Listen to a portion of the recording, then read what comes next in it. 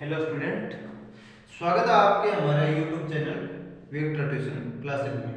आज अपनी बात करने वाले हैं कक्षा 10 के चैप्टर नंबर 3 के बारे में, जिस चैप्टर का नाम है दो चर वाले रैखिक समीकरण।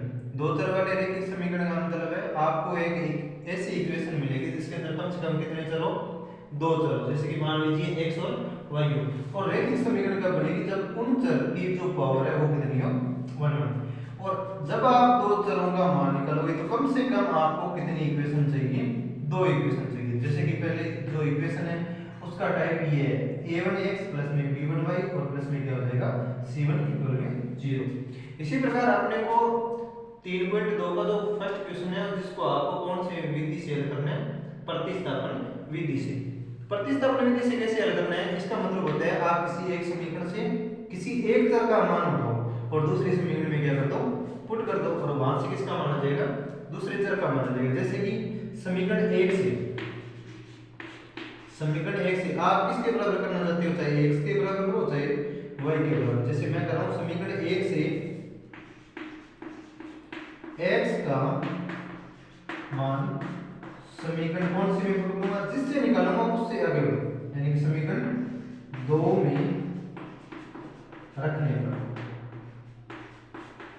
अब आप समीकरण 1 से x का मान निकालोगे, यानी कि x के बराबर करोगे प्लस का y उधर जाके किसका हो जाएगा, माइनस का, यानी 14 माइनस के अंदर कितना हो गया y। इसको आप समीकरण नंबर 3 दे दो और ये जो वैल्यू है वो समीकरण किस में रखनी है, 2 में। जब 2 में रखोगे x की जगह ये लिखना है 14 माइनस के अंदर y, x की वैल्यू रख दी और फिर क्या है माइनस का एक और y और बराबर में 4। ये दोनों तो जुड़ रहे हैं क्योंकि जब दो कोई संख्या हो उनके निशान सेम टू सेम हो तो संख्या आपस में जुड़ती है, यानी कि ये हो जाएगा 14 माइनस के अंदर 2y और बराबर में 4। ये जो प्लस का जो होता है ये उधर जाके माइनस का, तो ये हो जाएगा माइनस के 2y बराबर में 4 माइनस के अंदर 14। ये 4 में से आप 14 माइनस करोगे तो माइनस के 2y बराबर कितना आ गया, माइनस का 10 और माइनस से माइनस कैंसिल, 2 जाएगा उधर जाएगा भाग में, तो y की वैल्यू क्या आ जाएगी 10/2, तो y की वैल्यू आ गई आपके पास है 5। इस प्रकार आप y की वैल्यू निकालिए तो आप दूसरा जो चर है x की वैल्यू भी निकाल सकते। कैसे, आप ये जो y की वैल्यू चाहे आप समीकरण 1 में रखो, चाहे आप 2 में रखो, चाहे आप 3 में रखो, 3 में रखो तो आसान रहेगा क्योंकि वही एक सेट में है। तो x बराबर यहां पे लिखना है कि y का मान कौन से समीकरण में, समीकरण नंबर 3 में रखने पर। जब आप समीकरण 3 में रखोगे तो इसके अंदर पक्षांतरण किया होगा तो x बराबर में क्या हो जाएगा 14 माइनस के अंदर y और y की वैल्यू कितनी है 5, तो 14 में से 5 गए 9। इस प्रकार आप दोनों चरों के मान निकाल सकते हो x और y के।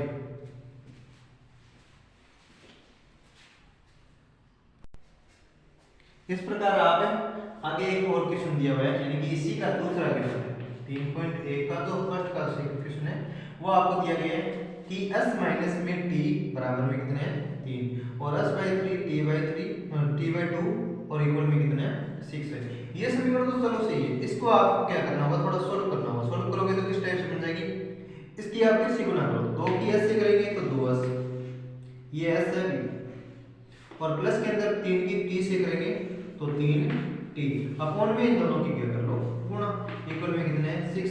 ये 3 से गुणा कर दो, जो डिवाइड में है वो इक्वल के दूसरी साइड में जाएगा तो मल्टीप्लाई में जाएगा, तो ये समीकरण इस टाइप से मिल जाएगी 2s प्लस में 3t और इक्वल में कितना हो जाएगा 36। ये समीकरण नंबर कौन सी होगी 2 और ये कौन सी होगी 1। आप कोई भी समीकरण से मान निकालो, जैसे इसमें s का मान निकालो, समीकरण 1 से s का मान निकालो और कौन सी समीकरण में रख दो, दूसरी s का मान समीकरण नंबर 2 में रखने पर। जब आप 2 में रखोगे तो ये समीकरण इस टाइप से बन जाएगी, जैसे s का मान निकालोगे तो ये जो माइनस का t है ये उधर जाके किसका हो जाएगा प्लस का, यानी कि 3 प्लस के अंदर क्या हो गया t, और जहां पे s है दूसरे समीकरण में वहां पे क्या रख दो आप 3 प्लस में t।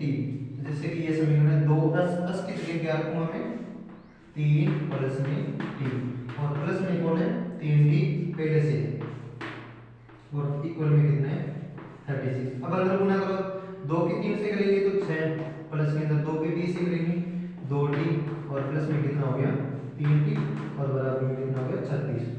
अब आपको क्या करना है पक्षांतर, यानी कि t1 को देख सकते हैं, ये तो हो गया टोटल 5t, ये कितना हो गया 5t, ये जो 6 ये किसका है प्लस का, ये उधर जाके क्या हो जाएगा माइनस, यानी कि 36 में से 6 माइनस हो जाएंगे, कितने बचेगी 30।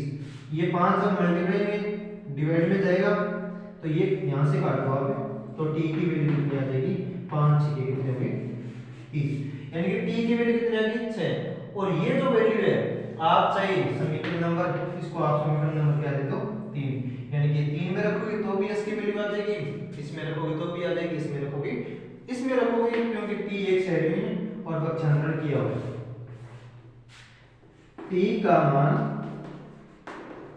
समीकरण कौन सी में रखोगे 3 में रखने का, जब 3 में रखोगे तो ये समीकरण इस टाइप से s बराबर में क्या हो जाएगा 3 प्लस में t, t की वैल्यू कितनी है 6, तो यहाँ से हमारे पास s का मान जो है वो कितना आ गया 9।